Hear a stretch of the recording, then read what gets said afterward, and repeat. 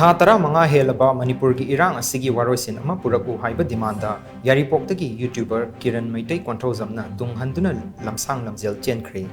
LAMSHANG Bazar crossing dagi LAMSHANG Khurkul Lambi Fauduna Fumlo Fauba Chenkiba step back single run marathon adu Arambai Tengol Unit 18 Koktruk Base Unit ki commander in charge Thang Sabam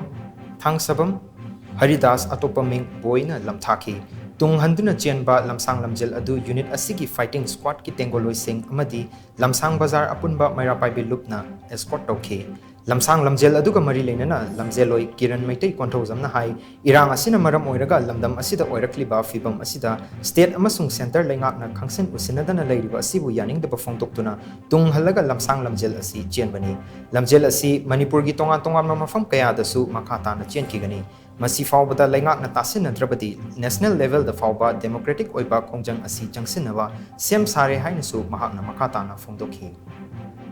Igidamang asigi lamsang lamjel cheli bano tori bano harigadi aikoi ngasi mak puki narco terrorist na chatariba asumba tha tra ma surba landa asida aikoi gi